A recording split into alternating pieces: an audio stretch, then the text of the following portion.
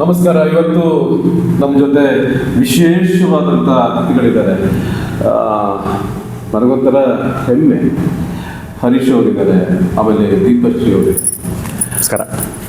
But ಇವರಿಬ್ಬರ ಒಂದು ಪರಿಚಯ ತಮಗೆ ಸಾಕಷ್ಟಿದೆ. ಇದರಿಗಿಂತ ಹೆಚ್ಚಾಗಿ ಇವರ ಒಂದು ನೆಲಗಟ್ಟೆ ಏನಿದೆಯಲ್ಲ, ಪ್ರಭಾತ ಕಲಾವಿದರು, ಅದ್ರ ಬಗ್ಗೆ ಮಾತಾಡೋಣ. ಹರೀಶ್ ಅವರೇ, ಹೇಳಿ ಸರ್. ಹೇಗೆ ನಾನು ಚಿಕ್ಕವರಿದ್ದಾಗ ನಾನು ನೋಡ್ತಾ ಇದ್ದೆ ಪ್ರಭಾತ ಕಲಾವಿದರದ್ದು ಅಂತಂದ್ರೆ ನಾಟಕಗಳು ಇನ್ನು ತುಂಬ ಅದ್ಭುತವಾಗಿತ್ತು. ನಾನು ಸಾಕಷ್ಟು ಸಾರಿ ಈ ದೃಷ್ಟಿಪಟ್ಟು ನಾವು ಸಿಗಲ್ಲಿ ಹೋಗ್ಬೇಕಾದ್ರೆ ನಾನು ದೀಪಶ್ರೀ ಅವ್ರ ಹತ್ರ ಹೇಳ್ತಾ ಇದ್ದೆ. ಸೊ ಇದರದ್ದು ಅಂದರೆ ನಿಮ್ಮ ತಾತನವರು ಗೋಪಿನಾಥ ದಾಸರು ನೋಡಿ, ನಾನು ಎಷ್ಟು ನಿಮ್ಮನೆ ಇದರಲ್ಲೂ ಇದೆ ಗೋಪಿನಾಥ ದಾಸನ್ಯಾಸ. ಹೌದು.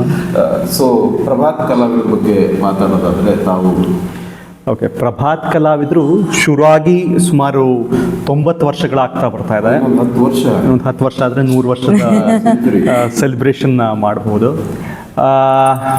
ಇದ್ರದ್ದೊಂದು ಆರಿಜಿನ್ ಹೇಳಬೇಕು ಅಂದರೆ ನಮ್ಮ ಮುತ್ತಾತ ಅವರು ವೆಂಕಟದಾಸರು ಅಂತ. ಅವರ ತಂದೆ ತುಮಕೂರು ಸಿಟಿನಲ್ಲಿ ಒಂದು ವ್ಯಾಸರಾಜ ಮಠ ಅಂತಿದೆ, ಅಲ್ಲಿ ಮಠಾಧೀಶರಾಗಿದ್ದರು.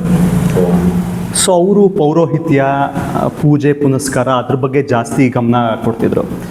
ವೆಂಕಟದಾಸರು ಅವ್ರ ಮಗ ಅಂದರೆ ನಮ್ಮ ಮುತ್ತಾತ ಅವ್ರ ವೆಂಕಟದಾಸರು, ಅವ್ರಿಗೆ ಒಂದು ಸ್ವಲ್ಪ ಸಂಗೀತದ ಮೇಲೆ, ಹರಕತೆ ಮೇಲೆ ಅದ್ರ ಕಡೆ ಜಾಸ್ತಿ ಒಲವು ಜಾಸ್ತಿ. ಸೊ ಪೌರೋಹಿತ್ಯಕ್ಕೆ ಹೋಗುವ, ಇದು ಅಲ್ಲಿ ಪೂಜೆ ಮಾಡಿಸು, ಅವ್ರ ಮನೆಗೆ ಹೋಗಿ ಒಂದು ಶ್ರಾದ್ದ ಮಾಡಿಸು, ಆ ಥರದ್ದೇನು ಹೇಳಿದಾಗ ಅವರು ತಪ್ಪಿಸ್ಕೊಂಡು ಮ್ಯೂಸಿಕ್ ಪ್ರೋಗ್ರಾಮ್ಗೆ ಅದಕ್ಕೆಲ್ಲ ಹೋಗ್ತಿದ್ರಂತೆ. ಸೊ ಅದಕ್ಕೆ ಒಂದು ಸ್ವಲ್ಪ ಚಿಕ್ಕ ಜಗಳ ಎಲ್ಲ ಆಗ್ತಿತ್ತಂತೆ ತಂದೆ ಮಗಂಗೆ. ಕೊನೆಗೆ ಒಂದು ದಿವಸ ಮಿತಿ ಮೀರಿ ಹೋಗಿ, ನೀನು ಈ ಥರ ಪೌರೋಹಿತ್ಯ ಪೂಜೆ ಪುನಸ್ಕಾರ ಮಾಡದೇ ಇದ್ರೆ ನೀನು ಮನೆ ಬಿಟ್ಟು ಹೋಗು ಅಂತ ಹೇಳಿದ್ರಂತೆ. ಆಗಾಗಲೇ ನಮ್ಮ ಮುತ್ತಾತ ಅವ್ರಿಗೆ ಮದುವೆ ಆಗಿ ಒಬ್ಬ ಗಂಡು ಮಗುವ ಇದ್ದ.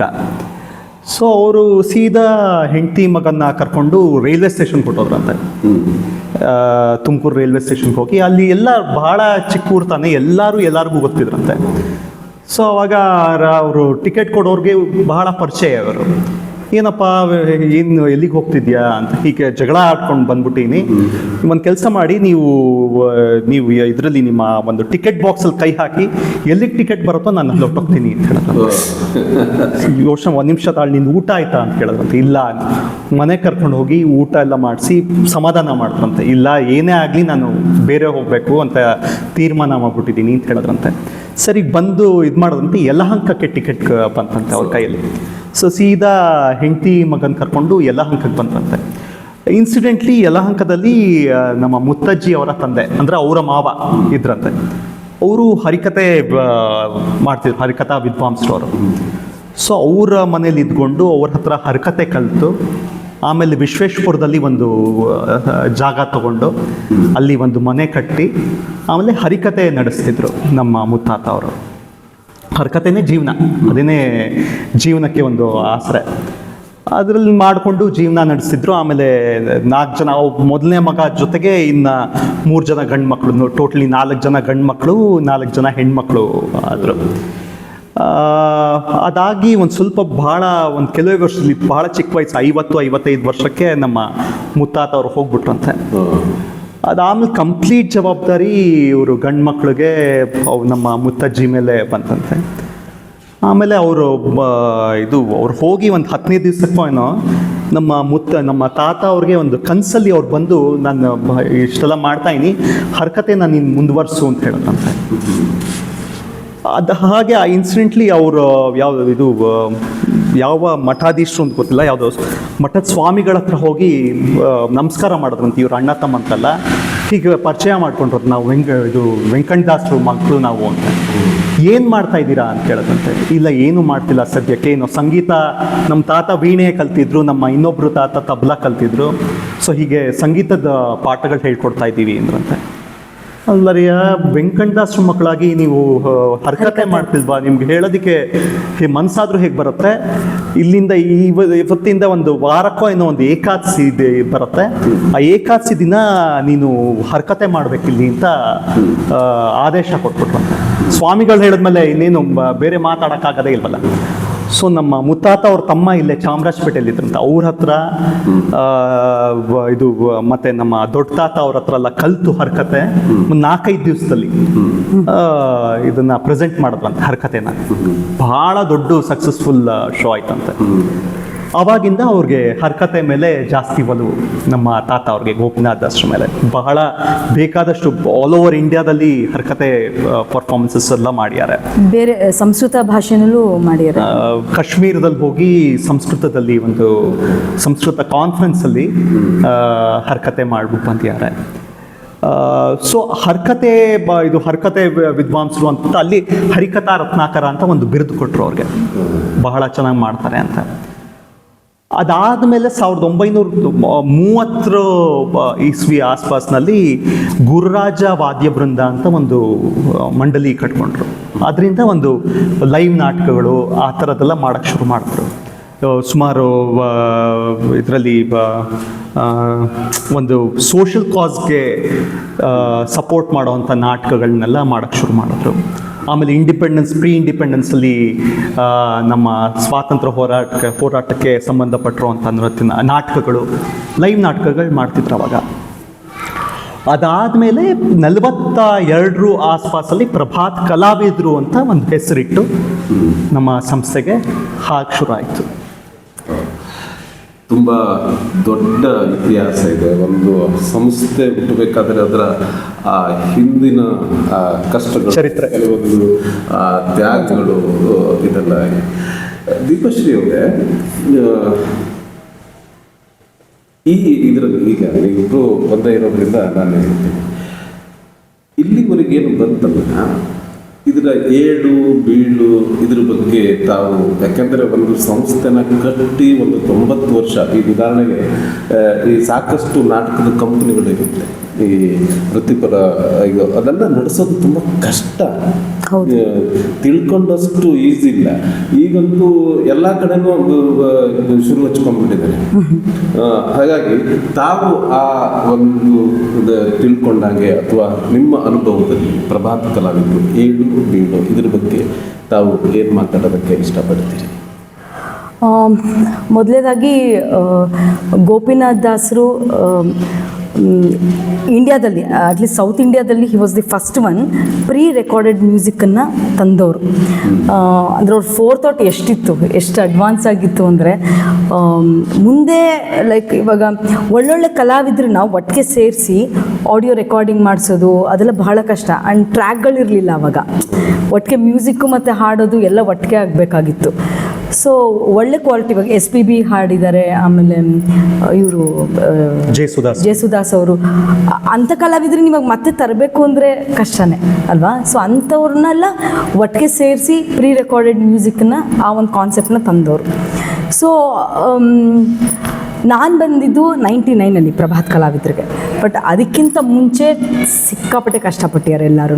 ನಮ್ಮ ಮಾವ ಇರ್ಬೋದು ಅಥವಾ ಗೋಪಿನಾಥ್ ದಾಸರು ಅವರ ಅಣ್ಣ ತಮ್ಮಂದಿರುಗಳಿರ್ಬೋದು, ಇಡೀ ಫ್ಯಾಮಿಲಿ. ಆ್ಯಂಡ್ ನನಗನ್ಸೋದು ಹೆಣ್ಮಕ್ಳು, ಅಂದರೆ ಮುತ್ತಜ್ಜಿಯಿಂದ ಹಿಡಿದು ನಮ್ಮ ಅತ್ತೆಯಿಂದ ಹಿಡಿದು ಫ್ಯಾಮಿಲಿ ಇರೋ ಎಲ್ಲ ಹೆಣ್ಮಕ್ಳು ಸಿಕ್ಕಾಪಟ್ಟೆ ಕಷ್ಟಪಟ್ಟು ಅವರವರ ಯಜಮಾನರಿಗೆ ಅಥವಾ ಫ್ಯಾಮಿಲಿಗೆ ಸಿಕ್ಕಾಪಟ್ಟೆ ಸಪೋರ್ಟ್ ಮಾಡಿದ್ದಾರೆ. ಇಲ್ಲಾಂದರೆ ನೀವು ಹೇಳೋ ಹಾಗೆ 90 ವರ್ಷ ಒಂದು ಸಂಸ್ಥೆನ ನಡೆಸ್ಕೊಂಡ್ಬರೋದು ಅಂದರೆ ತುಂಬ ಕಷ್ಟ. ಏಳು ಬೀಳು ಅಂದರೆ ಆವಾಗ ದುಡ್ಡು ಅಷ್ಟು ಬರ್ತಾ ಇರಲಿಲ್ಲ. ತಾತ ಹೆಂಗಂದರೆ ಹಿಂಗೆ ಜೋಬಲ್ಲಿ ಯಾರು ಎಷ್ಟು ಕೊಟ್ಟರು ಹಿಂಗೆ ಜೋಬಲ್ಲಿ ಹಾಕೊಳ್ಳೋರಂತೆ, ಮತ್ತೆ ಹೆಂಗೆ ತೆಗೆದು ಕೊಟ್ಬಿಡೋರಂತೆ. ಸೊ ಅದು ಎಣಿಸ್ತಾ ಇರಲಿಲ್ಲ. ಅಷ್ಟು ದೊಡ್ಡ ವ್ಯಕ್ತಿತ್ವ. ಖಾದಿ ಬನಿಯನ್ ಬರ್ತಿತ್ತಲ್ಲ, ಅದು ಇಲ್ಲಿ ಈ ಥರ ಜೋಬ್ ಇರ್ತಿತ್ತು. ಇದು ಯಾರಾದರೂ ಇದು ಸಂಭಾವನೆ ಅಂತ ಕೊಟ್ಟರೆ ಅವರು ಎಣಿಸ್ಕೊಳ್ತಾ ಇರ್ಲಿಲ್ವಂತೆ, ಸುಮ್ಮನೆ ಇಟ್ಕೊಂಡ್ಬಿಡೋರಂತೆ. ಯಾರೊಬ್ಬ ಆರ್ಟಿಸ್ಟೋ ಯಾರೊಬ್ರು ಬಂದು ನಮ್ಗೆ ಈ ಥರ ಕಷ್ಟ ಹಂಗೆ ಹಿಂಗೆ ಅಂತ ಸುಮ್ಮನೆ ತೆಗೆದುಕೊಟ್ಬಿಡೋರಂತೆ. ಅದು ಎಣಿಸ್ತಾ ಇರಲಿಲ್ಲ. ಕಲಾವಿದರಿಗೆ ಕೊಡುವಂಥದ್ದು ಗೌರವಧನ, ಸ್ಯಾಲ್ರಿ ಅಥವಾ ಸಂಬಳ ಆಗಿರಲಿಲ್ಲ. ಅವತ್ತು ಹಂಗಿತ್ತು, ಇವತ್ತು ನಾವು ಚೇಂಜ್ ಆಗಲೇಬೇಕು. ಸೊ ಆ ಥರ ಸಿಕ್ಕಾಪಟ್ಟೆ ಕಷ್ಟಪಟ್ಟಿದ್ದಾರೆ.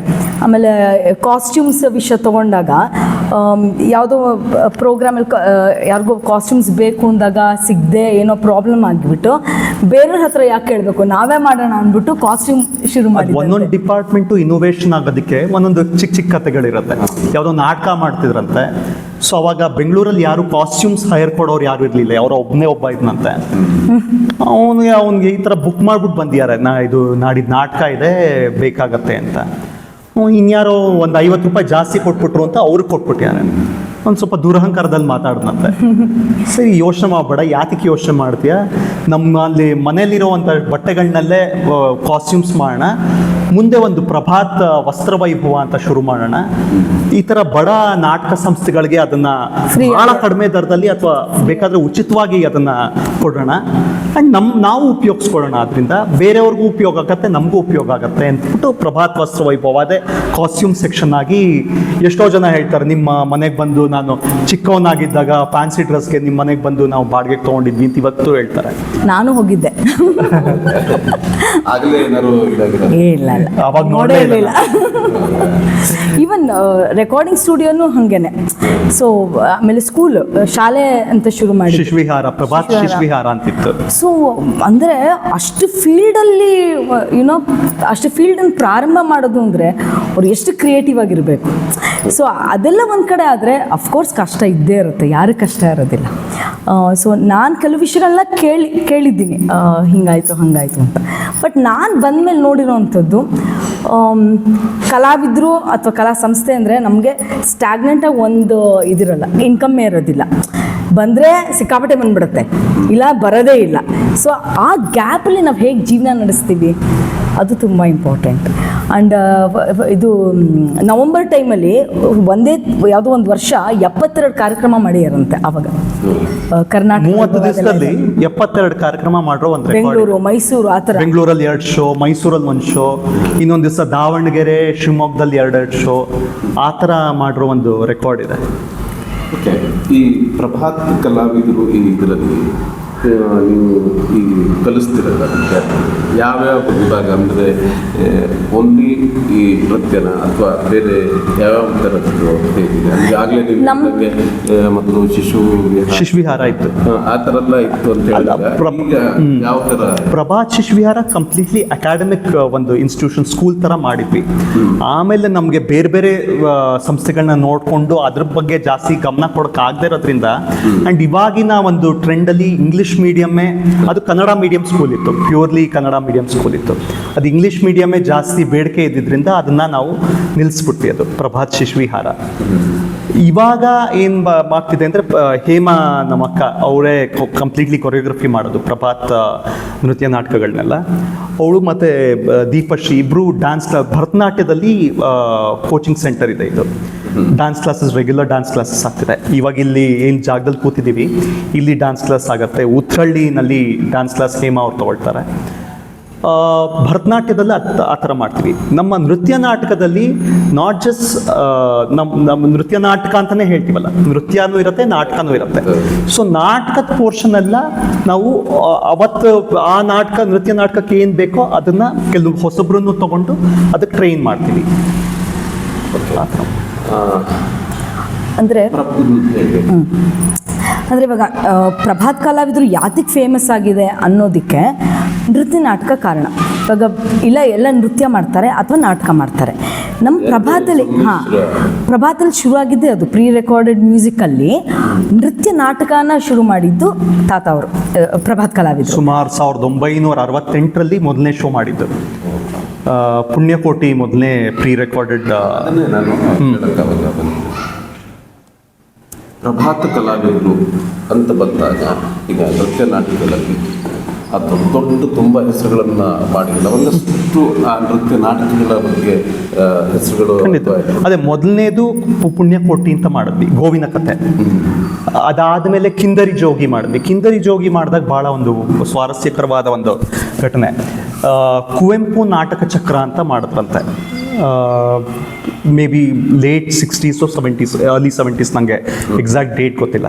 ಕುವೆಂಪು ಅವರಿದ್ದರು ಅವಾಗ ಇವರು BN ನಾಣಿ ಅವರು ಅವರೆಲ್ಲ ಆ ಕಮಿಟಿಲಿದ್ದು ಕಂಪ್ಲೀಟ್ ಟೆಕ್ನಿಕಲ್ ಸಪೋರ್ಟ್ಗೆ ನಮ್ಮ ತಾತ ಅವರು ಇದ್ರಂತೆ ಅವಾಗ, ಗೋಪಿನಾಥ್ ದಾಸರು. ಅವ್ರ ಹತ್ರ ಬಂದು ನೀವು ಪ್ರಭಾತ್ ಅವರೇ ಎಲ್ಲ ಮಾಡಬೇಕು, technical aspects, lighting, sound, curtains, ಆಮೇಲೆ ಏನೇನು ಅದಕ್ಕೆ ಅವಶ್ಯಕತೆ ಇದೆಯೋ ಎಲ್ಲ ನೀವೇ ಮಾಡಿಕೊಡ್ಬೇಕು ಅಂತ ಹೇಳಿದ್ರಂತೆ. 7 ದಿವಸದ್ದು ಕಾರ್ಯಕ್ರಮ ಅದು. ಒಬ್ಬೊಬ್ಬರು ಒಂದೊಂದು ನಾಟಕ ತಂಡ ಒಂದೊಂದು ಇದು ಕುವೆಂಪು ಅವರ ರಚನೆ ಮಾಡಿರುವಂಥ ಒಂದೊಂದು ನಾಟಕನ ಪ್ರದರ್ಶನ ಮಾಡಬೇಕು ಅನ್ನೋ ಪ್ಲ್ಯಾನ್ ಇತ್ತಂತೆ. ಇನ್ನೊಂದು 7-8 ದಿವಸ ಇದೆ. ಅವಾಗ ಬಂದ್ರಂತೆ. ಬಂದ್ಬಿಟ್ಟು ಗೋಪಿನಾಥ ದಾಸರು ಇನ್ನೊಂದು ರಿಕ್ವೆಸ್ಟು, 7ನೇ ದಿನ ಸಮಾರೋಪ ಸಮಾರಂಭಕ್ಕೆ ನೀವು ಕುವೆಂಪು ಅವ್ರದ್ದು ಯಾವುದೋ ಒಂದು ಇದು ರಚಿಸಿದ ಒಂದು ನಾಟಕನ ತೊಗೊಂಡು ನೃತ್ಯ ನಾಟಕದ ಶೈಲಿನಲ್ಲಿ ಪ್ರದರ್ಶನ ಮಾಡಬೇಕು ಅಂತೇಳಿ. 7 ದಿವಸ ಇದೆ. ಯೋಚನೆ ಮಾಡಿ ಆಯಿತು ಅಂದ್ರಂತೆ ನಮ್ಮ ತಾತ ಅವರು, ಗೋಪಿನಾಥ ದಾಸರು ಆಯಿತು ಅಂದ್ರಂತೆ. ಯಾವ್ದು ಮಾಡೋದು ಅಂದರೆ ಕಿಂದರ್ ಜೋಗಿ ತೊಗೋಣ ಅಂತ ಹೇಳಿದ್ರಂತೆ. ಸರಿ, ಅವಾಗ ಮೈಸೂರಾನಂದ ಸ್ವಾಮಿ ಅವರು ಕೆಲಸ ಮಾಡ್ತಿದ್ರಂತೆ ಯಾವುದೋ ಒಂದು ಇದರಲ್ಲಿ. ಸೊ ಬೆಳಗ್ಗೆ 10ರಿಂದ ಸಂಜೆ 5 ಗಂಟೆ ತನಕ ಅವರ ಕೆಲಸ. ಸೊ ಕೆಲಸ ಮುಗಿಸ್ಕೊಂಡು ಬಂದು ನಮ್ಮ ಮನೇಲಿ ಕೂತು ಅವಾಗ 6 ಗಂಟೆ 6:30ಗೆ ರೆಕಾರ್ಡಿಂಗ್ ಶುರು ಆಗುತ್ತೆ. ಸೊ ಪ್ರತಿ ದಿವಸ 4-5 ದಿವಸ ಆ ಥರ ರೆಕಾರ್ಡಿಂಗ್ ಮಾಡಿ ಯಾವ್ಯಾವ ಪೋರ್ಷನ್ಸ್, ಅವಾಗ ಹೇಳಿದಾಗೆ ಟ್ರ್ಯಾಕ್ ಇರಲಿಲ್ಲ. ಎಲ್ಲ ಒಂದು 25 ಜನ ಮ್ಯೂಸಿಷಿಯನ್ಸ್ ಅಂದರೆ ಎಲ್ಲರೂ ಒಟ್ಟಿಗೆ ನುಡಿಸ್ಬೇಕು. ಹಾಡೋರು ಇದು ಹಾಡಬೇಕು, ವೈಲಿನಿಸ್ಟು ನುಡಿಸ್ಬೇಕು. ಸಿನಿಮಾದಲ್ಲಿ ಹೇಗಿತ್ತು ಅದೇ ಥರ. ಯಾರೋ ಒಬ್ರು ತಪ್ಪು ಮಾಡಿದ್ರೆ ತಿರ್ಗಾ ಸ್ಟಾರ್ಟಿಂಗ್ ನುಡಿಸ್ಬೇಕು. ನಾವು ಇದ್ರಲ್ಲಿ ಯಾವಾಗೆಲ್ಲ ಲೂಪ್ ಡಬ್ಬಿಂಗ್ ಅಂತ ಬರೋದು, ಈಗೆಲ್ಲ ಅವಾಗ ಯಾರು ಒಬ್ಬರು ಮಿಸ್ ಮಾಡೋದು ಡಬ್ಬಿಂಗ್ ಅಷ್ಟು ಕಂಪ್ಲೀಟ್. ಸೊ ಆ ಥರ ಸಿಸ್ಟಮ್ ಇತ್ತಂತೆ. ಸೊ ಯಾವ್ಯಾವ ಪೋರ್ಷನ್ಸ್ ಆಗ್ತಿತ್ತು ಅದ್ರದ್ದು ನೆಕ್ಸ್ಟ್ ಡೇ ಬೆಳಗ್ಗೆಯಿಂದ ಸಂಜೆ ತನಕ ರಿಹರ್ಸಲ್, ತಿರ್ಗಾ ಸಂಜೆಯಿಂದ ರೆಕಾರ್ಡಿಂಗ್ ಮಾಡಿ 7ನೇ ದಿವಸ ಬೊಮ್ಮನಹಳ್ಳಿಯ ಕಿಂದರಿ ಜೋಗಿ ಪ್ರದರ್ಶನ ಮಾಡಿದ್ರಂತೆ. ಬಹಳ ದೊಡ್ಡ ಒಳ್ಳೆ ಪ್ರತಿಕ್ರಿಯೆ ಬಂದು ಅಲ್ಲಿಗೆ. ಅದಾದ್ಮೇಲೆ ಸುಮಾರು ವರ್ಷಗಳಾದ್ಮೇಲೆ ಮೈಸೂರಿನಲ್ಲಿ ಯಾವುದೋ ಒಂದು ಕಾರ್ಯಕ್ರಮಕ್ಕೆ ಕುವೆಂಪು ಅವರು ಮುಖ್ಯ ಅತಿಥಿಗಳಾಗಿ ಬಂದಿದ್ರಂತೆ. ಅಲ್ಲಿ ಬೊಮ್ಮನಹಳ್ಳಿಯ ಕಿಂದರ್ ಜೋಗಿ ನಾವು ಪರ್ಫಾರ್ಮ್ ಮಾಡಿದ್ರಂತೆ. ನಾನು ಹೋಗಿದ್ದು, ನಾನು ಅಫ್ಕೋರ್ಸ್ ಭಾಳ ಚಿಕ್ಕವನು ಅವಾಗ. ಕುವೆಂಪು ಅವರು ಅವಾಗ ಆಗಲೇ ವಯಸ್ಸಾಗಿತ್ತು ಅವ್ರಿಗೆ. ಅವ್ರು ಹೇಳಿದ್ರಂತೆ, ನಾನು ಒಂದು 10 ನಿಮಿಷ ಇರ್ತೀನಿ, ನಾನು ಹೊರಟ್ಬಿಡ್ತೀನಿ, ಆಮೇಲೆ ಬೇಜಾರು ಮಾಡ್ಕೋಬೇಡ ಅಂತ ಹೇಳಿ ಕಲಾವಿದರಿಗೆ ಅಂತೆಲ್ಲ ಹೇಳಿದ್ರಂತೆ. ನಮ್ಮ ತಂದೆಯವರೆಲ್ಲ ಹೋಗಿ ಹೇಳಿದ್ರಂತೆ ನೋಡಿ ಅಂತೆಲ್ಲ. ಅವ್ರು 35-40 ನಿಮಿಷ ಏನೋ ಅದು ಕಾರ್ಯಕ್ರಮ, ಇದು ನೃತ್ಯ ನಾಟಕ ಕಂಪ್ಲೀಟ್ ನೋಡಿ ಆಮೇಲೆ ಕರೆದ್ರಂತೆ ನಮ್ಮ ತಂದೆಯವ್ರನ್ನ. ನಾಳೆ ನಿಮ್ಮ ಎಲ್ಲ ತಂಡದ ಅಷ್ಟು ಕಲಾವಿದರು, ತಂತ್ರಜ್ಞರು ನಾಳೆ ನಮ್ಮ ಮನೆಗೆ ಬೆಳಗ್ಗೆ ತಿಂಡಿಗೆ ಬರಬೇಕು ಅಂತ ಹೇಳಿದ್ರು. ಬೆಳಗ್ಗೆ ತಿಂಡಿಗೆ ಅಲ್ಲಿ ಹೋಗಿ ಒಬ್ಬೊಬ್ಬರು ಕಲಾವಿದರು ಏನೇನು ಎಷ್ಟು ಚೆನ್ನಾಗಿ ಮಾಡಿದ್ರಿ ಅಂತ ಅವರು ಒಂದು ಇದು ಮಾಡಿದ್ರಂತೆ, ಪ್ರಶಂಸೆ ಕೊಟ್ರಂತೆ. ಸೊ ಅಂಥವರಿಂದ ಅವ್ರು ಬರ್ದಿರೋ ಕೃತಿನೇ ತಗೊಂಡು ಮಾಡಿದ್ದು, ಅವರಿಂದನೇ ಪ್ರಶಂಸೆ ಬಂತಲ್ಲ, ಅದು ದೊಡ್ಡ ಒಂಥರ ಪ್ರಶಸ್ತಿ. ಅದು ಬೇರೆ ಯಾವುದು ಕಿಂದರಿ ಜೋಗಿ ಮಾಡಿದ್ವಿ. ಅದಾದಮೇಲೆ 72ನಲ್ಲಿ ಧರ್ಮಭೂಮಿ ಅಂತ ಮಾಡಿದ್ವಿ. ಧರ್ಮಭೂಮಿ ಏನಂದರೆ ಅಲೆಕ್ಸಾಂಡರ್ ಆಗಾಗಲೇ 32 ವರ್ಷ ಅವನಿಗೆ, ಅರ್ಧ ಪ್ರಪಂಚನ ಗೆದ್ಬಿಟ್ಟಿರ್ತಾನೆ. ನೆಕ್ಸ್ಟ್ ನನ್ನ ಮುಂದಿನ ಪ್ರಾಜೆಕ್ಟು ನಾನು ಹೋಗ್ಬೇಕಾಗಿರೋ ಮಿಷನ್ನು ಭಾರತ ಅಂತ ಹೇಳ್ತಾನೆ. ಅವರ ಅರಿಸ್ಟಾಟ್ಲ್ ಅವ್ನ ಗುರುಗಳು ಹೇಳ್ತಾರೆ, ನೀನು ಅರ್ಧ ಪ್ರಪಂಚನೇ ಗೆದ್ದಿರ್ಬೋದು, ಆದರೆ ನೀನು ಭಾರತ ಬೇರೆ ದೇಶಗಳ ಥರ ಅಲ್ಲ, ನಿನ್ನ ಯಾತ್ರೆ ಧರ್ಮಯಾತ್ರೆಯಾಗಿ ಪರಿವರ್ತನೆಗೊಳ್ಬೇಕು, ಅಲ್ಲಿಂದ 6 ಪುಣ್ಯ ವಸ್ತುಗಳನ್ನ ತೊಗೊಂಡು ಬಾ ಅಂತ ಹೇಳ್ತಾನೆ. ಏನೇನು ಅಂತ ಹೇಳ್ತಾನೆ. ಮೊದಲನೇದಾಗಿ ಒಂದು ಬಿಂದಿಗೆ ಗಂಗಾಜಲ ಅಂತ ಹೇಳ್ತಾನೆ. ಏನು ಗುರುಗಳೇ, ನಾನು ಗ್ರೀಸಿಂದ ಭಾರತಕ್ಕೆ ಹೋಗಿ ಒಂದು ಬಿಂದಿಗೆ ನೀರು ತರಕ್ಕೆ ಹೋಗ್ಲ ನಾನು? ಹಾಗಲ್ಲ, ಗಂಗೆ ನೀರು ಬರೀ ನೀರಲ್ಲ, ಅದು ಪಾವನ ತೀರ್ಥ, ಅದು ಪವಿತ್ರ ತೀರ್ಥ ಅದು ಅಂತ ಅವಾಗ ಭಗೀರಥಂದು ಇಳಿದು ಬಾಯ್ ತಾಯಿ ಬರುತ್ತೆ ಇದರಲ್ಲಿ ಡ್ಯಾನ್ಸ್ ಫಾರ್ಮಲ್ಲಿ. ಅದಾದಮೇಲೆ ರಾಮಾಯಣ ಮಹಾಕಾವ್ಯ ಅಂದಾಗ ರಾಮಾಯಣದ ಒಂದು ಸೀನು, ಕೊಳಲು ಅಂದಾಗ ರಾಸಲೀಲೆ ಬರುತ್ತೆ. ಆಮೇಲೆ ಭಗವದ್ಗೀತೆ ಅಂದಾಗ ವಿಶ್ವರೂಪ ದರ್ಶನ ಎಲ್ಲ ಬರುತ್ತೆ. ಮಹಾಭಾರತ ಅಂದಾಗ ಗದಾಯುದ್ಧ, ಪಂಪ ಭಾರತದಿಂದ ಗದಾಯುದ್ಧ ತೊಗೊಂಡಿದ್ವಿ. ಆಮೇಲೆ ಭಾರತಕ್ಕೆ ಬಂದು ಪೌರಸ್ ಜೊತೆ ಯುದ್ಧ ಮಾಡಿ ಸೋಲಿಸ್ತಾನೆ. ಆಮೇಲೆ ಪೌರಸ್ ಹೇಳ್ತಾನೆ, ನಾನು ಭಾರತೀಯರು ಕೊನೆಯ ಉಸಿರಿರೋರ್ಗೂ ಹೋರಾಡ್ತೀವಿ ಹೊರತು ಶರಣಾಗತರಾಗಲ್ಲ ಅಂತ. ಇದೆಲ್ಲ ಅಷ್ಟಾಗಿ ನಿನ್ನ ಸ್ನೇಹಸ್ತ ನೀಡು ಅಂತ ಹೇಳ್ತಾನೆ. ವಾಪಸ್ ಹೋಗ್ತಾ ಇರ್ತಾನೆ ಅಲೆಕ್ಸಾಂಡರ್ ಗ್ರೀಸ್ಗೆ. ಅವನು ಹಾರ್ಟ್ ಅಟ್ಯಾಕ್ ಆಗಿ ಹೋಗ್ಬಿಡ್ತಾನೆ. ಅವಾಗ ಹೇಳ್ತಾನೆ, ನಾನು 32 ವರ್ಷ ನಾನು ಅರ್ಧ ಪ್ರಪಂಚನೇ ಗೆದ್ಬಿಡ್ತೀನಿ, ಆದರೆ ಹೋಗ್ಬೇಕಾದ್ರೆ ಏನೂ ತೊಗೊಂಡು ಹೋಗ್ತಿಲ್ಲ, ಆದ್ದರಿಂದ ನನ್ನ 2 ಬರಿಗೈಗಳನ್ನ ನನ್ನ ಕಾಫಿನಿಂದ ಆಚೆ ಸಾಂಕೇತಿಕವಾಗಿ ಅದನ್ನು ಬರಿಗೈಗಳನ್ನ ಇಡಿ, ಅದನ್ನಾದರೂ ಅರ್ಥ ಮಾಡ್ಕೊಂಡು ಜನ ಇನ್ನು ಮುಂದೆ ಶಾಂತಿಯುತವಾಗಿರಲಿ, ಯಾವುದೇ ದ್ವೇಷ, ಅಸೂಯೆ, ಸ್ವಾರ್ಥ ಇದೆಲ್ಲ ಹೋಗಲಿ ಪ್ರಪಂಚದಲ್ಲಿ, ಭಾರತದ ನೆಲಕ್ಕೆ ನನ್ನ ನಮಸ್ಕಾರ ಅಂತ ಅಲ್ಲಿ ಬಿದ್ದು ಹೋಗ್ಬಿಡ್ತಾನೆ. ಸೊ ಅದು ಆಗಿ 54 ವರ್ಷ ಆಗಿದೆ. ಇವತ್ತಿಗೂ ಆ ನೃತ್ಯ ನಾಟಕ ಮಾಡ್ತೀವಿ ಧರ್ಮಭೂಮಿನ. ಮೇಜರ್ ಕಾನ್ಫರೆನ್ಸ್ಗಳಲ್ಲಿ, ಇಂಟರ್ನ್ಯಾಷನಲ್ ಕಾನ್ಫರೆನ್ಸ್ಗಳಲ್ಲಿ with English dialogues and narration and Kannada ಅಥವಾ ಹಿಂದಿ ಲಿರಿಕ್ಸ್ ಇಟ್ಕೊಂಡು ಇವತ್ತಿಗೂ ಮಾಡ್ತಾ ಇದ್ದೀವಿ. ನಮ್ಮದು ಸುಮಾರು ಬ್ಯಾಲೆಗಳೆಲ್ಲ ಹಾಗೆ ಬೇರೆ ಬೇರೆ ಭಾಷೆಗಳಲ್ಲೂ ಇದೆ. ಸಂಸ್ಕೃತ, ಇಂಗ್ಲೀಷು, ಕನ್ನಡ, ತಮಿಳ್, ತೆಲುಗು ಎಲ್ಲ ಭಾಷೆಗಳಲ್ಲೂ ಮಾಡ್ತೀವಿ, ಪರ್ಫಾರ್ಮ್ ಮಾಡ್ತೀವಿ. ಅದಾದಮೇಲೆ 77ರಲ್ಲಿ ಕರ್ನಾಟಕ ವೈಭವ ಅಂತ one of the famous dance dramas of Prabhat ಕಲಾವಿದರು, ಅದು ಇದು ಕನ್ನಡ ಸಾಹಿತ್ಯ ಸಮ್ಮೇಳನ ಆಯ್ತಂತೆ ಫೋರ್ಟ್ ಹೈಸ್ಕೂಲಲ್ಲಿ.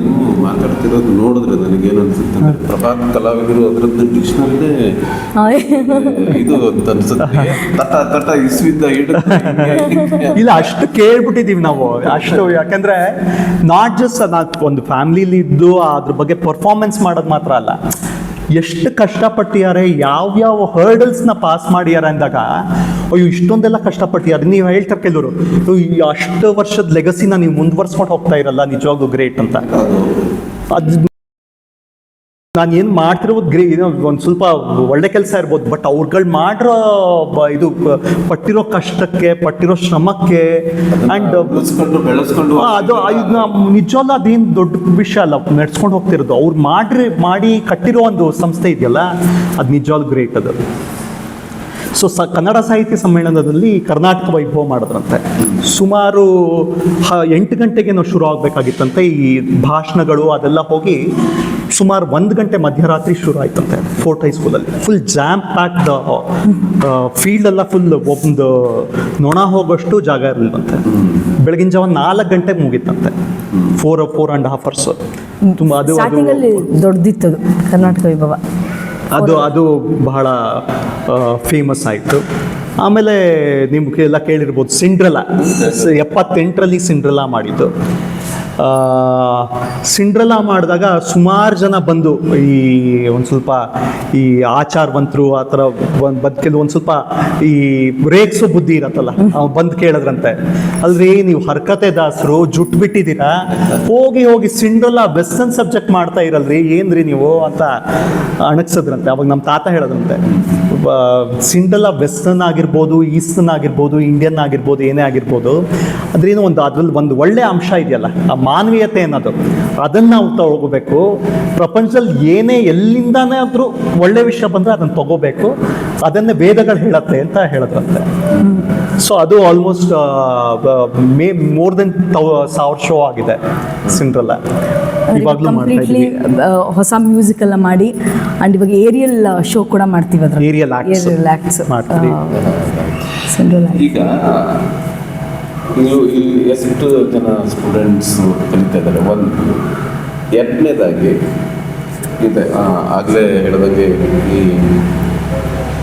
ನೀವು ನಿಮ್ಮಿಬ್ಬರಲ್ಲೂ ಆ ಕಲೆಯ ಒಂದು ರಕ್ತ ಇದೆ, ಅದು ಮುಂದೆ ನಡೆಸ್ಕೊಂಡು ಹೋಗ್ತು. ನಿಮ್ಮ ನಂತರ ಏನು ನಿಮ್ಮ ಮಕ್ಕಳು ಅವರು ಕೂಡ ಇದೇ ಇದರಲ್ಲಿ ಅಂದರೆ ಈ ನೃತ್ಯ ಅಥವಾ ಏನು ಈ ಪ್ರಭಾತ್ ಕಲಾವಿದರು ಅದನ್ನು ಹೆಂಗೆ ಮುನ್ನಡೆಸ್ಕೊಂಡು ಹೋಗೋದು ಅಥವಾ ಅದ್ರ ಬಗ್ಗೆ ತಮ್ಮ ಕಲ್ಪನೆ. ಯಾಕೆಂದರೆ ಯಾವುದೋ ಒಂದು ಸಂಸ್ಥೆನ ಹುಟ್ಟಾಕೋದು ದೊಡ್ಡದಲ್ಲ, ಅದನ್ನು ಉಳಿಸಿ ಬೆಳೆಸ್ಕೊಂಡು ಹೋಗೋದಿದೆಯಲ್ಲ, ಅದು ಆ ಒಂದು ತಲೆಮಾರಿನ ಇನ್ನೊಂದು ತಲೆಮಾರಿಗೆ ಏನಿರುತ್ತೆ ಅದರದ್ದು ಜವಾಬ್ದಾರಿ ತುಂಬ ಇರುತ್ತೆ. ಆ ಬಿಗಿನಿಂಗ್ನಲ್ಲಿ ಅಷ್ಟೊಂದು ಎಷ್ಟೇ ಕಷ್ಟಪಟ್ಟರು ಅವಾಗ ಅಷ್ಟೊಂದು ಹೆಸರು ಮಾಡಿ, ಈಗ ಅಷ್ಟು ದೊಡ್ಡ ಹೆಸರಿದೆ ಆ ಪ್ರಭಾತ್ ಕಲಾವಿದರು ಅನ್ನುವಂಥದ್ದು. ಈಗ ಅದರ ಜವಾಬ್ದಾರಿ ನಿಮ್ಗಳ ಹೆಗಲ ಮೇಲೆ ಇನ್ನೂ ಜಾಸ್ತಿ ಆಗ್ತಾನೆ ಹೋಗುತ್ತೆ. ಖಂಡಿತ ಹೌದು. ಅದಕ್ಕೆ ಯಾವ್ಯಾವ ಥರ ಹೇಗೆ ಅದನ್ನ ಅಂದ್ಕೊಂಡಿದ್ದೀರಿ? ಅದೇ ಇವಾಗ ಸ್ಟೂಡೆಂಟ್ಸ್ ಬರ್ತಾರೆ, ಇವಾಗ ನೀವು ಎಷ್ಟು ಜನ ಸ್ಟೂಡೆಂಟ್ಸ್ ಇದ್ದೀರಾ ಅಂತ, ಎಷ್ಟು ಜನ ಆರ್ಟಿಸ್ಟ್ಗಳಿದ್ದಾರೆ ಅಂದರೆ, ಇದು ಒಂದು ನೃತ್ಯ ನಾಟಕದಿಂದ ಇನ್ನೊಂದು ನೃತ್ಯ ನಾಟಕಕ್ಕೆ ವೇರಿ ಆಗುತ್ತೆ ಎಷ್ಟು ನಂಬರ್ ಆಫ್ ಆರ್ಟಿಸ್ಟು. ಸುಮಾರು ಒಂದು 70 ಜನ ತನಕ ಇದ್ದಾರೆ ಇವಾಗ ಆರ್ಟಿಸ್ಟ್ಗಳು, ಅವರೆಲ್ಲ ಇರ್ತಾರೆ. ಆ್ಯಂಡ್ ಒಂದು ಜನ್ರೇಷನಿಂದ ಇನ್ನೊಂದು ಜನ್ರೇಷನ್, ಇವಾಗ ನಮ್ಮ ತಂದೆಯವರು ಮಾಡ್ತಿದ್ದಾಗ ನಾವು ಚಿಕ್ಕ ಹುಡುಗರು ನಾವೆಲ್ಲ ನೋಡ್ತಿದ್ವಿ ಅವ್ರು ಲೈಟಿಂಗ್ ಮಾಡೋದು, ಅಥವಾ ನಮ್ಮ ಅಕ್ಕ ಹೇಮ, ಪ್ರೇಮ ಅವರೆಲ್ಲ ಡ್ಯಾನ್ಸ್ ರಿಹರ್ಸಲ್ ಮಾಡೋದು, ನಮ್ಮ ಚಿಕ್ಕಪ್ಪ ಅವರೆಲ್ಲ ಡ್ಯಾನ್ಸ್ ರಿಹರ್ಸಲ್ ಮಾಡೋದು. ಆ ರಿಹರ್ಸಲ್ ನೋಡ್ತಿರ್ಬೇಕಾದ್ರೆ ಇನ್ಸ್ಪೈರ್ ಆಗ್ತಿತ್ತು, ನಾನು ಆ ಥರ ಮಾಡಬೇಕಲ್ವಾ, ನಾನು ಎಷ್ಟು ಚೆನ್ನಾಗಿ ಮಾಡ್ತಾರೆ, ಎಂಥ ಒಳ್ಳೆ ಅದ್ಭುತವಾದ ಕಥೆಗಳು, ಎಷ್ಟು ಚೆನ್ನಾಗಿದೆ, ನಾನು ಮಾಡಬೇಕಲ್ವಾ ಅಂತ ಒಂದು ಇನ್ಸ್ಪಿರೇಷನ್. ಮೇ ಬಿ ನಮ್ಮ ಮಕ್ಳಿಗೂ ಆ ಥರ ಇನ್ಸ್ಪಿರೇಷನ್ ಬಂದಿದೆ ಅಂತ ನಾವು ಅಂದ್ಕೊಂಡಿದ್ದೀವಿ. ಅವರು ಮುಂದೆ ನಡ್ಸ್ಕೊಂಡು ಹೋಗ್ತಾರೆ ಅನ್ನೋ ಒಂದು ಇದು. ಆ್ಯಂಡ್ ಇವಾಗಿನ ಜನ್ರೇಷನ್ ಬರೀ ನಾವೇ ಮಾಡ್ತೀವಿ ಅಂದ್ರೂ ಆಗಲ್ಲ, ಬೇಕಾದಷ್ಟು ಜನ ಕಲಾವಿದರು ಒಂದು ಸಪೋರ್ಟ್ ಬೇಕು. ಅಂದರೆ ಇವಾಗ ಇವರು ಕೆಲವು ನೃತ್ಯ ನಾಟಕಗಳ ಹೆಸರು ಹೇಳಿದ್ರು, ಅದಲ್ದಿರ ಇನ್ನೂ ಸಾಕಷ್ಟಿದೆ. ಇವಾಗ ಕರ್ನಾಟಕ ವೈಭವನೇ ನಾವು ಕರ್ನಾಡ ವೈಭವ ಅಂತ ಮಾಡಿದ್ದೀವಿ. ಬೇರೆ ಬೇರೆ ವಿಷಯಗಳಿದೆ. From 9th century to 19th century ಏನೇನಾಗಿದೆ ಇಂಪಾರ್ಟೆನ್ಸ್ ತೊಗೊಂಡು ಕೊರಿಯೋಗ್ರಫಿ ಚೇಂಜ್ ಆಗಿದೆ. ಈಗಿನ ಕಾಲಕ್ಕೆ ಎಷ್ಟು ಅಟ್ರಾಕ್ಟಿವ್ ಆಗಿರಬೇಕು ಅಷ್ಟು ಚೆನ್ನಾಗಿ ಕಾಸ್ಟ್ಯೂಮ್ಸ್ ಇರ್ಬೋದು, ಜ್ಯುವೆಲ್ರಿ ಇರ್ಬೋದು, ಅಂದರೆ ವಿಷಯ ರಿಕ್ವೈರ್ಮೆಂಟ್ಸ್ ಇರ್ಬೋದು. ಅಂದರೆ ಒಂದು ಎಂಟರ್ಟೈನ್ಮೆಂಟ್ ಜೊತೆ ಏನು ಇನ್ಫಾರ್ಮೇಷನ್ ಕೊಡಬೇಕು, ಎಷ್ಟು ಜವಾಬ್ದಾರಿಯಿಂದ ಇರಬೇಕು ಒಬ್ಬ ಮನುಷ್ಯ, ಅವ್ನ ಇನ್ಫ್ಲೂಯೆನ್ಸ್ ಹೆಂಗಾಗತ್ತೆ ಆ ವಿಷಯಗಳು ಇದೆ. ಸೊ ಇದು ರಾಮ್ ಪ್ರತೀಕ್ಷಾ, ಶ್ರೀಕೃಷ್ಣ ವೈಜಯಂತಿ ದೇವ್ರಗಳ ಬಗ್ಗೆ ಅದು ಇದೆ, ಸಾಕಷ್ಟು ಬ್ಯಾಲೆನ್ಸ್ ಇದೆ. ಸೊ ಇವಾಗ ಲೈಕ್ ಟ್ರೈನಿಂಗ್ ಹೇಮ್ ಅವ್ರ ಸ್ಟೂಡೆಂಟ್ಸಿಂದ ಇರ್ಬೋದು, ನಮ್ಮ ಇಲ್ಲಿ ಕಲಾಗುಡಿ ಸ್ಟೂಡೆಂಟ್ಸ್ ಇರ್ಬೋದು, ಅವ್ರಗಳ ಜೊತೆ ನಾವು ಹೊಸ ಟೀಮ್ನು ತೊಗೋತೀವಿ. ಅಂದರೆ ಹೊಸಬ್ರು ಯಾರಿಗ್ಯಾರಿಗೆ ಇಂಟ್ರೆಸ್ಟ್ ಇದೆಯೋ, ಪರ್ಫಾರ್ಮೆನ್ಸ್ ಕೊಡೋಕ್ಕೆ ಇಷ್ಟ ಇದೆಯೋ ಅವನ್ನೂ ಕರ್ಕೊಂಡು ನಾವು ಟ್ರೈನಿಂಗ್ ಕೊಡ್ತೀವಿ. ಸೊ ಟ್ರೈನಿಂಗಿಗೆ ನಾವು ₹1 ತೊಗೊಳಲ್ಲ, ಕಂಪ್ಲೀಟ್ಲಿ ಫ್ರೀ ಇರುತ್ತೆ. ಅವ್ರು ಬಂದು ಇಲ್ಲಿ ಪರ್ಫಾರ್ಮೆನ್ಸ್ ಮಾಡಿದಾಗ ಆ ಪರ್ಫಾರ್ಮೆನ್ಸ್ಗೂ ಏನೋ ನಾಮಿನಲ್ ರೆಮ್ಯುನರೇಷನ್ ಕೊಡ್ತೀವಿ. ಸೊ ಇದು ಹೆಂಗಂದರೆ ಮುಂಚೆಲೆ ಅವಾಗ ತಾತ ಅವರೆಲ್ಲ ಇದ್ದ ಟೈಮಲ್ಲಿ ಫ್ಯಾಮಿಲಿಯವರೇ ಅಷ್ಟು ಜನನೂ ಪರ್ಫಾರ್ಮ್ ಮಾಡ್ತಿದ್ರು. 45 ಜನ ಮನೆಯವರೇ ಸ್ಟೇಜ್ ಮೇಲೆ ಹೋಗಿ ಪರ್ಫಾರ್ಮ್ ಮಾಡೋರು. ಓಕೆ, ಆ ಥರ ಇರೋದು. ಬಟ್ ಇವಾಗ ನಾವು ಹಂಗೆ ಎಕ್ಸ್ಪೆಕ್ಟ್ ಮಾಡೋದಕ್ಕಾಗಲ್ಲ.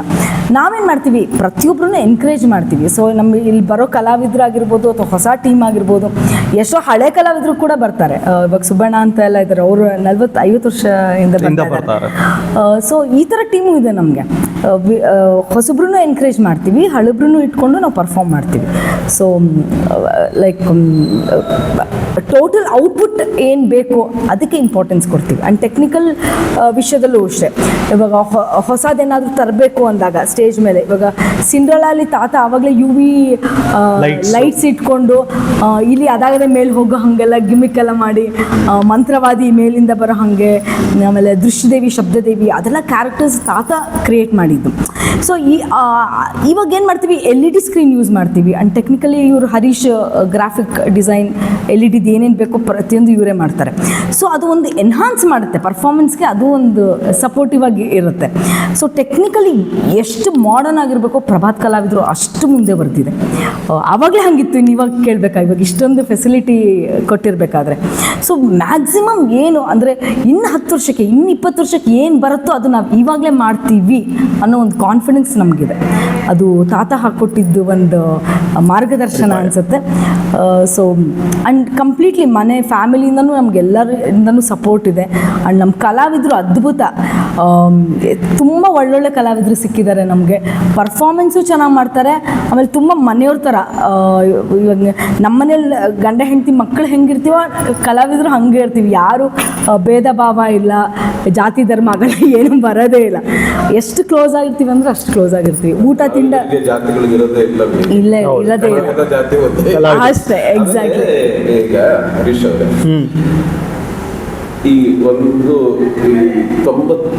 ವರ್ಷದ ಜರ್ನಿದೆ, ಇನ್ನು 1000 ವರ್ಷ ಹೋಗಿ ಎಲ್ಲಿ ತನಕ ನಮ್ಮ ಭೂಮಿ ಇರುತ್ತಾ, ಸೂರ್ಯ ಇರ್ತಾನೆ, ಚಂದ್ರ ಇರ್ತಾನೆ ಕೂಡ ಈ ಪ್ರಭಾತ ಕಲಾವಿದರು ಬೆಳಗಬೇಕು.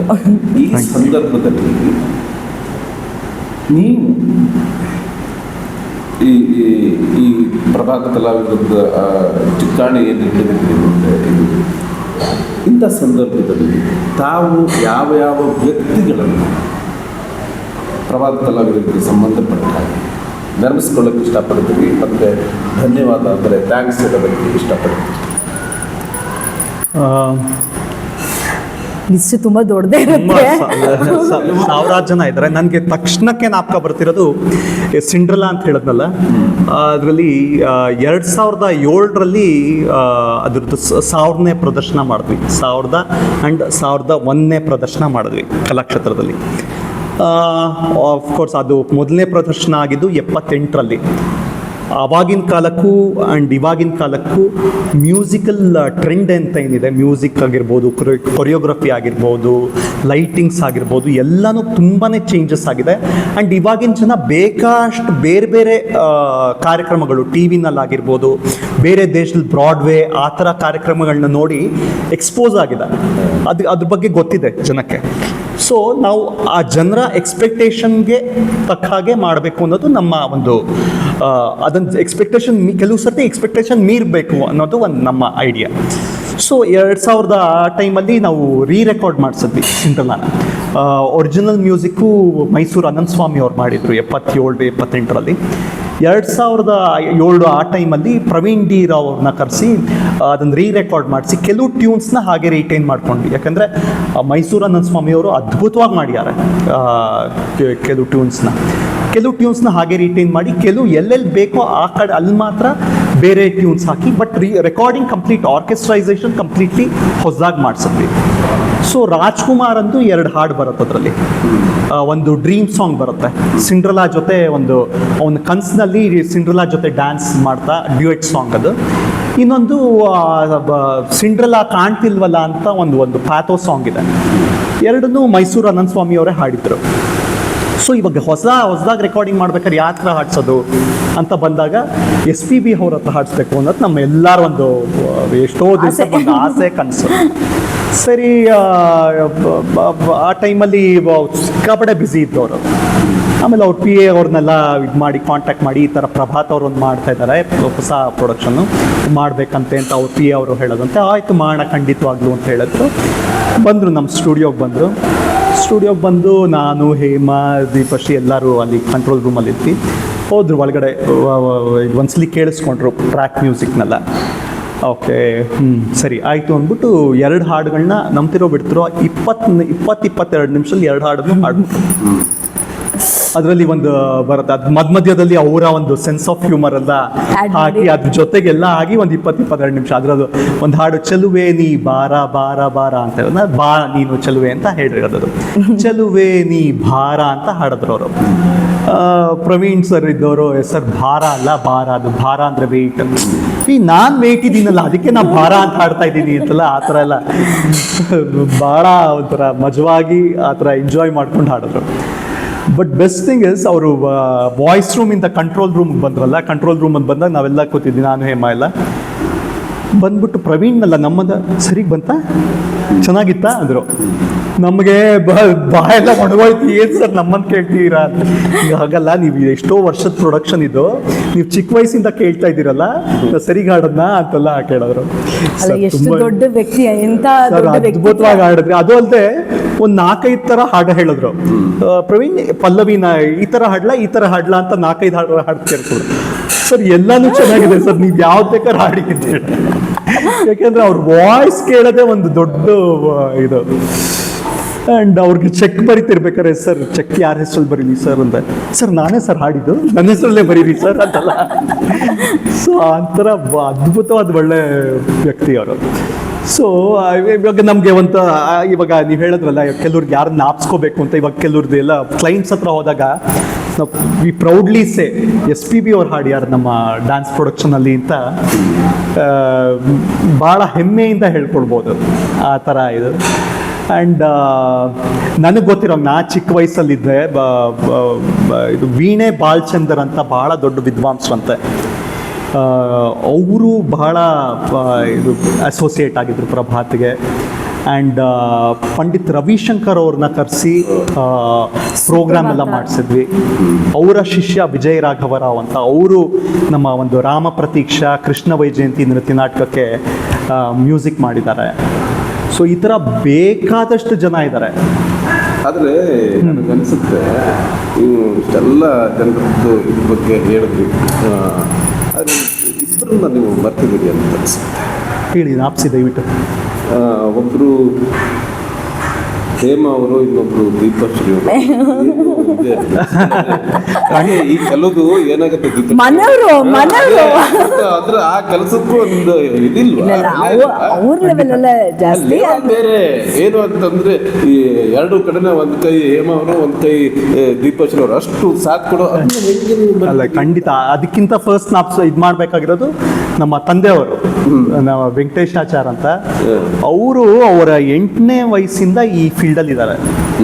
ಲೈಟಿಂಗ್ 8 ವರ್ಷಕ್ಕೆ ಲೈಟಿಂಗ್ 8ನೇ ವರ್ಷಕ್ಕೆ ಲೈಟಿಂಗ್ ಮಾಡೋದಂತೆ. ಅವ್ರು ಸುಮಾರು ಒಂದು 12 ವರ್ಷ ಆಗಿದ್ದಾಗ, ಅಫ್ಕೋರ್ಸ್ ನೀವು ಗೊತ್ತಿರ್ಬೋದು, ಇದು ಬೆಂಗಳೂರಲ್ಲಿ ಪ್ರಭಾತ್ ಸೌಂಡ್ ಸಿಸ್ಟಮ್ ಅದು ಬಿಟ್ಬಿಟ್ರೆ ಬೇರೆ ಯಾರು ಲೈಟು ಸೌಂಡ್ ಹಾಕೋರು ಯಾರು ಇರಲಿಲ್ಲ.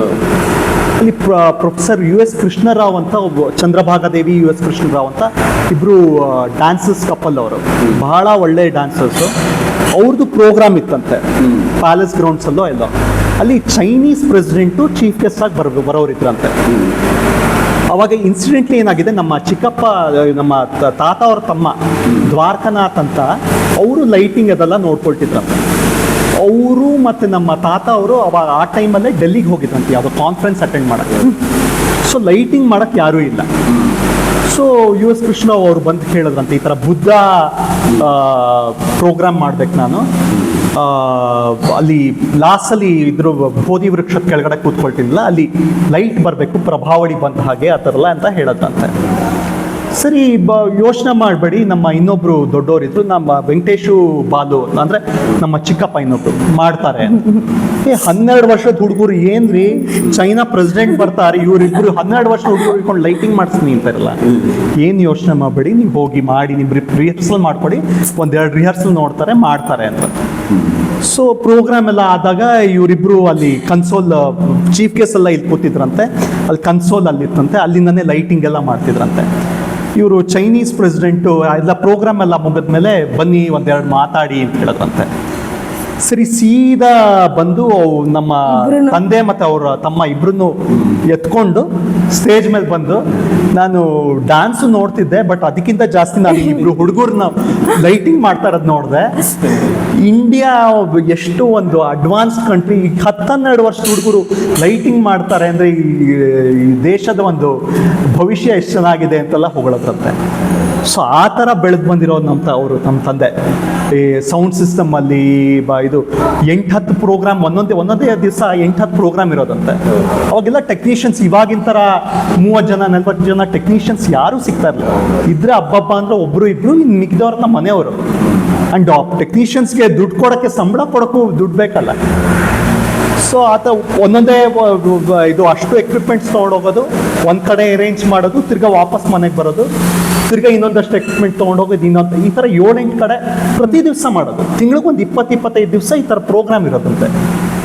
ಸೊ ಆ ಥರ ಕೆಲಸ ಮಾಡಿಕೊಂಡು ಆಮೇಲೆ ಪ್ರಭಾತ್ ಕಲಾವಿದರು ಎಲ್ಲ ನೃತ್ಯ ನಾಟಕಗಳಿಗೂ ಅವರು ಟೆಕ್ನಿಕಲ್ ಡೈರೆಕ್ಟರ್ ಆಗಿ, ಲೈಟಿಂಗ್ ಡಿಸೈನರ್ ಆಗಿ ಆ ಥರ ಮಾಡ್ಕೊಂಡು ಬಂದಿರೋದು. ಸುಮಾರು ಜನ ಟ್ರೈನಿಂಗ್ ತೊಗೊಂಡು ಹೋಗಿದ್ದಾರೆ ಅಣ್ಣನ.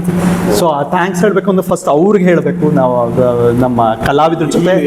ಆಮೇಲೆ ಅಮ್ಮಂಗೂ ಹೇಳಬೇಕು, ನಮ್ಮ ತಾಯಿ ಅವರು ಅಫ್ಕೋರ್ಸ್ ಅವ್ರ ಸ್ಟೇಜ್ ಮೇಲೆ ಕೆಲವ್ರು ಮಾತ್ರ. ಇವಾಗ ಆರ್ಟಿಸ್ಟ್ಗಳನ್ನ ನೋಡ್ತೀವಿ, ಟೆಕ್ನಿಷಿಯನ್ಸ್ನ ನೋಡ್ತೀವಿ, ಈ ಪರದೆ ಹಿಂದೆ ಅಂತಾರಲ್ಲ, ಇವಾಗ ಮನೆಗೆ ಬಂದಾಗ ಆರ್ಟಿಸ್ಟ್ಗಳಿಗೆ ಉಪಚಾರ ಮಾಡೋದಾಗ್ಲಿ, ನಮ್ಮ ಆರ್ಟಿಸ್ಟ್ಗಳೆಲ್ಲ ನಮ್ಮ ತಾಯಿಗೆ ಅನ್ನಪೂರ್ಣೇಶ್ವರಿ ಅಂತ ಹೆಸರಿಟ್ಬಿಟ್ಟಾರೆ.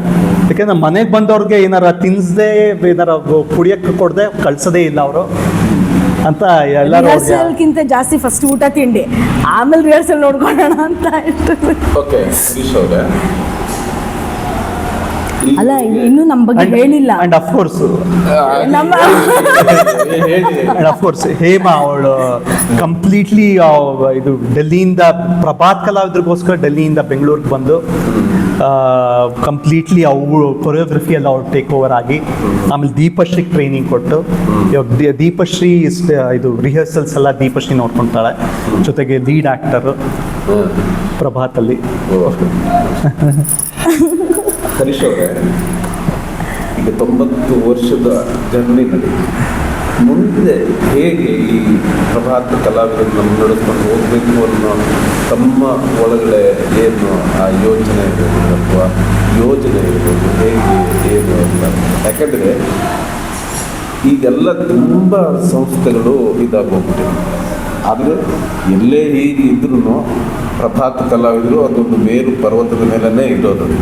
ಯಾಕಂದರೆ ನಾನು ಸಾಕಷ್ಟು ಪ್ರೋಗ್ರಾಮ್ಗಳನ್ನ ನೋಡಿದ್ದು, ತುಂಬ ಹೇಳ್ತಾರೆ ಪ್ರಭಾತ್ ಕಲಾವಿದರ ಅನ್ನುತ್ತಾರೆ ಆ ಥರ. ಸೊ ಇವತ್ತಿನ ಈ ಸ್ಥಿತಿಯಲ್ಲಿ ಇದನ್ನು ಮುನ್ನಡೆಸ್ಕೊಂಡು ಹೇಗೆ ಹೋಗಬೇಕು ಅನ್ನೋ ಒಂದು ನಿಮ್ಮ ಒಂದು ಯೋಚನೆ ಮತ್ತು ಯೋಚನೆ. ಸಿ ನಮ್ಮ ಇವಾಗ ನೀವು ಹೇಳ್ದಾಗೆ ಬೇಕಷ್ಟು ಸಂಸ್ಥೆಗಳಿದೆ. ಸಂಸ್ಥೆಗಳು ಅನ್ನೋದಕ್ಕಿಂತ ಸುಮಾರು ಜನ ಒಂದು ಮೇ ಬಿ 1990 ಇಸ್ವಿಯಿಂದ ಮೇ ಬಿ 2020, 2021 ಆ ಥರ ಟೈಮ್ ತನಕ ಎಲ್ಲರೂ ಬಂದು ಕೇಳ್ತಿದ್ರು, ಅಲ್ಲ ಏನು ತುಂಬ ಟಿ ವಿನಲ್ಲಿ ತುಂಬ ಕಾರ್ಯಕ್ರಮಗಳು ಬರುತ್ತೆ, ಸಿನಿಮಾಗಳು ಬರುತ್ತೆ, ಪಾಪ ಜನ ನಿಮ್ಮ ಇದಕ್ಕೆ ಬರೋದಿಲ್ಲ ಅಲ್ವಾ, ಥಿಯೇಟ್ರಿಗೆ ಬರೋದಿಲ್ಲ ಅಲ್ವಾ, ಹಾಗೂ ಇತ್ತು ಅವಾಗ. ಯಾಕೆಂದರೆ ಜನಕ್ಕೆ ತುಂಬ ಎಕ್ಸ್ಪೋಜರ್ ಜಾಸ್ತಿ ಇತ್ತು, ಟಿ ವಿ ಮೇಲೆ ಜಾಸ್ತಿ ಒಲ್ಬಿತ್ತು, ಸೀರಿಯಲ್ಸ್ ಮೇಲೆ, ಸಿನಿಮಾ ಮೇಲೆ. ಇವಾಗ ಹೇಗಾಗಿದೆ ಅಂದರೆ, ಇವಾಗಿನ ಟ್ರೆಂಡ್ ಹೇಗಾಗಿದೆ ಅಂದರೆ, ಜನಕ್ಕೆ ನಿಜವಾಗ್ಲೂ ಒಂದು ಚೇಂಜ್ ಬೇಕೇ ಬೇಕು. ವಾಪಸ್ they are coming back to the roots. ಥಿಯೇಟರ್ಗೆ ಬರ್ತಾ ಇದ್ದಾರೆ. ಅದನ್ನು ನಾನು ಹೇಳಕ್ಕೆ ಬಂದೆ. ಈಗ ಕಲಾಗ್ರಾಮ ಇದರಲ್ಲೆಲ್ಲ ಅದರ ಇದಕ್ಕೆ ನೋಡ್ಬೋದು, ಬೆಳಗ್ಗಿನ ತನಕ ನಾಟಕಗಳು ನಡೆಯುತ್ತೆ. ಆಮೇಲೆ ಒಂದು ನಾನು ನಾಟಕಕ್ಕೆ ಹೋಗಿದ್ದೆ, 3-4 ಕಡೆ ಅದು ಶಿಫ್ಟ್ ಆಗುತ್ತೆ ಸ್ಟೇಜು. ಎಲ್ಲರೂ ಇಲ್ಲಿಂದ ಅಲ್ಲಿಗೆ ಓಡೋದು, ಅಲ್ಲಿಂದ. ಅಂದರೆ ಜನಕ್ಕೆ ಈ ಇದಕ್ಕಿಂತಲೂ ಎಲ್ಲಿ ನಮ್ಮ ಮೂಲ ಮತ್ತೆ ಅದೇ ಹೇಳಿದ್ದದನ್ನು ನಾನು ಒಪ್ತೀನಿ. ಸೊ ಜನಕ್ಕೆ ಆ ಒಂದು ಮೇ ಬಿ ಅವ್ರಿಗೆ ಅದು ನೋಡಿ ಕಂಟೆಂಟ್ನೇ ನೋಡಿ ಫ್ರಸ್ಟ್ರೇಟ್ ಆಗಿದೆಯೋ, ಅಥವಾ ಸಾಕಪ್ಪ ಇದು ನಾವು ಬೇರೆ ಥರ ಎಂಟರ್ಟೈನ್ಮೆಂಟ್ ಬೇಕು ಅಂತ ನೋಡ್ತಾ ಇದ್ದಾರೋ ಗೊತ್ತಿಲ್ಲ. ಅಲ್ಲ, ಎಲ್ಲೋ ಒಂದು ಕಡೆ ವ್ಯಾಲ್ಯೂ ಬೇಕು ಅಂತ ಗೊತ್ತಾಗ್ತಿದೆ ಜನಕ್ಕೆ. ಬರೀ ತಳ್ಕೊ ಬಳಕು ನೋಡಿಕೊಂಡ್ರೆ ಆಗೋದಿಲ್ಲ, ವ್ಯಾಲ್ಯೂಸ್ ಬೇಕು. ಯಾಕಂದರೆ ನಮ್ಮ ಮಕ್ಕಳು ಹೇಗೆ ಬೆಳೀತಾ ಇದ್ದಾರೆ ಅದು ಇಂಪಾರ್ಟೆಂಟ್. ಓಕೆ, ಬರೀ ಎಂಟರ್ಟೈನ್ಮೆಂಟ್ ಅಷ್ಟೇ ಅಲ್ಲ, ವ್ಯಾಲ್ಯೂಸ್ ಕೊಟ್ಟು ಮಕ್ಕಳನ್ನ ಬೆಳೆಸಬೇಕು. ಅದು ಎಲ್ಲಿ ಸಿಗುತ್ತೆ ನಿಮಗೆ? ಥಿಯೇಟ್ರಲ್ಲಿ ಸಿಗುತ್ತೆ, ನಮ್ಮ ಕನ್ನಡ ಭಾಷೆಯಲ್ಲಿ ಸಿಗುತ್ತೆ, ನಮ್ಮ ಕನ್ನಡ ಲಿರಿಕ್ಸಲ್ಲಿ ಸಿಗುತ್ತೆ. ಓಕೆ, ಸೊ ಆ ವ್ಯಾಲ್ಯೂಸ್ ಎಲ್ಲಿದೆ ಅಲ್ಲಿ ಹುಡ್ಕೊಂಡು ಹೋಗಬೇಕು ಅಂತ ಬರ್ತಾರೆ. ಅಫ್ಕೋರ್ಸ್ ನಮ್ಮ ಪ್ರಭಾತ್ ನಾನು ಏನು ಹೇಳ್ಬೋದು ಅಂದರೆ ಒಂದು ಆತ್ಮ ಅಂತ ಹೇಳ್ಬೋದು. ಇದು ಅಂದರೆ ಆತ್ಮ ಎಷ್ಟು ಪವರ್ಫುಲ್ಲು, ಎಷ್ಟು ಇಂಪಾರ್ಟೆಂಟ್ ಇದೆಯೋ ಹಾಗೆ ಒಂದು ಪ್ರಭಾತ್ ಕಲಾವಿದರು ಅಂತ ಹೇಳ್ಬೋದು. ಸೊ ನಿಮ್ಗೆ ಹೊರಗಡೆ ಏನೇ ಎಷ್ಟೇ ಸುಂದರವಾಗಿ ಏನೇ ಅನಿಸಿದ್ರು ಆ ಆತ್ಮ ಅನ್ನೋದು ಇಂಪಾರ್ಟೆಂಟು. ಆ ಆತ್ಮದ ಒಂದು ಬೆಳಕು, ಆ ಒಂದು ಜ್ಯೋತಿ, ಆ ಒಂದು ಪವರ್ ಏನಿದೆಯೋ ಅದು ಪ್ರಭಾತ್ ಕಲಾವಿದರು ಅಂತ ಹೇಳ್ಬೋದು. ಸೊ ಹಾಗಾಗಿ ನೆಕ್ಸ್ಟ್ ನಡ್ಸ್ಕೊಂಡು ಹೋಗೋ ರೀತಿನೂ ಹಾಗೇನೆ. ನಾವು ಆ ವ್ಯಾಲ್ಯೂಸ್ ಬಿಟ್ಟು ಖಂಡಿತ ಹೋಗೋದಿಲ್ಲ. ಏನೇ ಆಗಲಿ ನಾವು ವ್ಯಾಲ್ಯೂಸ್ ಮಾತ್ರ ಬಿಡೋದಿಲ್ಲ. ಅಲ್ಲ, ನೆಕ್ಸ್ಟು ಪ್ರಭಾತ್ ಕಲಾವಿದ sport person Deepashree and of course ನಾವು ಪ್ರಭಾತ್ ಕಲಾವಿದರು ಬರೀ ನಮ್ಮ ನೃತ್ಯ ನಾಟಕ ಅಲ್ಲ. ತಾತ ಗೋಪಿನಾಥ್ ದಾಸರು ಏನು ಹರಕತೆ ಅನ್ನೋದು ಶುರು ಮಾಡಿದ್ರು, ಅವಾಗ 1 ಮ್ಯಾನ್ ಶೋ ಥರ ಇತ್ತು. ಅವರೇ ಹಾಡೋರು, ಅವರೇ ಕತೆಗಳು ಹೇಳೋರು, ಉಪಕಥೆಗಳು ಹೇಳೋರು, ಜೊತೆಗೆ ಮೇಳ ಇರೋದು. ಬಟ್ ಇವಾಗ ನಾವು ಆಲ್ಮೋಸ್ಟ್ 2009ಇಂದ ಹರಿಕತೆನಲ್ಲೇ ಟ್ರೈನಿಂಗ್ ಕೊಡ್ತಾ ಇದ್ದೀವಿ. ಸೊ ಮಕ್ಕಳಿರ್ಬೋದು, ದೊಡ್ಡೋರು ಇರ್ಬೋದು, ಬಂದು ಹರಿಕತೆ ಟ್ರೈನಿಂಗ್ ತೊಗೊಂಡು ಒಂದು ಗ್ರೂಪಲ್ಲಿ ಪರ್ಫಾರ್ಮ್ ಮಾಡ್ತಾ ಇದ್ದಾರೆ. ಕಥಾ ಕೀರ್ತನ ಅಂತ ಒಂದು 7-8 ಜನ ಆರ್ಟಿಸ್ಟ್ಗಳು ಇದು ಕತೆ ಹೇಳ್ತಾರೆ. ವಾಚಿಕ ಗ್ರೂಪ್ ಇರುತ್ತೆ, ಇನ್ನೊಂದು ಗ್ರೂಪು ಮೇಳದ ಗ್ರೂಪ್ ಇರುತ್ತೆ. ಸೊ ಎಂಟರ್ಟೈನಿಂಗ್ ಆಗಿರಲಿ, ಒಬ್ಬರೇ ಮಾಡೋದಕ್ಕಿಂತ ಒಂದು ಗ್ರೂಪಲ್ಲಿ ಹರಕತೆ ಮಾಡೋಣ ಅಂತ ಒಂದು ಇದು. ಪ್ಲಸ್ ಅವ್ರಗಳಿಗೂ ಒಂದು ಆಪರ್ಚುನಿಟಿ ಸಿಗುತ್ತೆ ಮಾತಾಡೋದಕ್ಕೆ, ಅಥವಾ ನಾನು ಇನ್ಸ್ಟ್ರೂಮೆಂಟ್ ನುಡ್ಸೋಕ್ಕೆ, ಅಥವಾ ಹಾಡು ಹೇಳೋದಕ್ಕೆ. ಸೊ ಆ್ಯಸ್ ಎ ಟೀಮ್ ನಾವು ಅಂದರೆ ವ್ಯಾಲ್ಯೂ ಬೇಸ್ಡ್ ಎಜುಕೇಷನ್ ಥರನೂ ಮಾಡ್ತಾ ಇದ್ದೀವಿ. ವ್ಯಕ್ತಿತ್ವದ ಒಂದು ವಿಕಸನನೂ ಆಗುತ್ತೆ. ಹೌದು. ಹರೀಶ್ ಅವರೇ ಮತ್ತು ದೀಪಶ್ರೀ ಅವರೇ, ಆಮೇಲೆ ಹೇಮಾ ಮೇಡಮ್ ಅವರು ಇಲ್ಲಿ ಹೇಳಿದ್ದಾರೆ, ಈ ಪ್ರಭಾತ್ ಕಲಾವಿದರು ಈ ಏನು ಸಂಸ್ಥೆ ಇದೆ ನಮ್ಮ ಒಂದು ಈ ಕನ್ನಡ ಇರ್ಬೋದು ಅಥವಾ ಟೋಟಲಿ ಒಂದು ಸಾಂಸ್ಕೃತಿಕ ಕ್ಷೇತ್ರದಲ್ಲಿ ಅದು ಯಾವತ್ತೂ ಚಿರಂತನವಾಗಿ ಇರಲಿ. ಇನ್ನೂ 1000 ವರ್ಷ ಇದಾಗಲಿ. ಅಂದರೆ ಹೇಳೋದಕ್ಕೆ ಇಲ್ಲಿ ಶಬ್ದಗಳು ಮೀರಿ ನಿಂತಿದೆ ಪ್ರಭಾತ್ ಕಲಾವಿದರು. ನಾನು ಹೆಚ್ಚಿಗೆ ಏನು ಮಾತಾಡೋಂಗಿಲ್ಲ, ಯಾಕೆಂದರೆ ನಾನು ತುಂಬ ಚಿಕ್ಕನು ಆ ಪ್ರಭಾತ್ ಕಲಾವಿದರು ಆ ಒಂದು ಸಂಸ್ಥೆ. ನಾನು ಅದ್ರ ಬಗ್ಗೆ ಜಾಸ್ತಿ ಏನು ಮಾತಾಡೋಣ. ಪ್ರಿಯ ವೀಕ್ಷಕರೇ, ಈ ಪರಿಚಯ ಕಾರ್ಯಕ್ರಮದಲ್ಲಿ ಅಂದರೆ ಈ 90 ವರ್ಷದ ಇದು ನಾನು ಪರಿಚಯ ನನ್ನನ್ನು ಪರಿಚಯ ಮಾಡಿಸಿದ ಸಂಸ್ಥೆ. ನಾವು ಎಷ್ಟೋ ಸರಿ ಏನ್ ಮಾಡ್ತೀವಿ ಗೊತ್ತಾ, ಇವತ್ತಿನ ತಳುಕು ಬೆಳಕು ಯಾವುದೋ ಒಂದು ಇವೆಂಟ್ ಇರುತ್ತೆ, ಅದು ಯಾವುದೋ ಒಂದು ಫ್ಯಾಷನ್ ಶೋ ಇರುತ್ತಂತೆ, ಅದು ಕಲೆ ಅಲ್ಲ ಅಂತಲ್ಲ. ಆದರೆ ನಮ್ಮ ಹಳೆಯದನ್ನ ಇವತ್ತಿನವರೆಗೂ ನಮ್ಮ ಒಂದು ಸಂಸ್ಕಾರ, ಸಂಸ್ಕೃತಿ, ಸಂಪ್ರದಾಯ ಆ ಪ್ರತಿ ಒಂದನ್ನು ಹೇಳ್ತಾ 90 ಅಂದರೆ ಅಷ್ಟು ವರ್ಷಗಳು ಕಳೆದಿದ್ದಾರೆ. ಇನ್ನು ಸಾವಿರಾರು ವರ್ಷ ಬೆಳೆದಿದೆ. ಸಾಕಷ್ಟು ಜನರಿಗೆ ನಮ್ಮ ಒಂದು ಆ ಧರ್ಮ, ಸಂಸ್ಕಾರ, ಸಂಪ್ರದಾಯ ಮುಂದಿನ ಪೀಳಿಗೆಗೂ ಕೂಡ ಕೊಡುವಂಥ ಒಂದು ಆಸಕ್ತಿ ಪ್ರಭಾತ್ ಕಲಾವಿದರಿಂದ ಸರ್ ತುಂಬ ಒಳ್ಳೆ ಕೆಲಸ. ಇದು ನಿರಂತರವಾಗಿ ಚಿರಂತರವಾಗಿ ನಡೀತಾ ಇದೆ. ನಮಸ್ಕಾರ. ನಮಸ್ಕಾರ.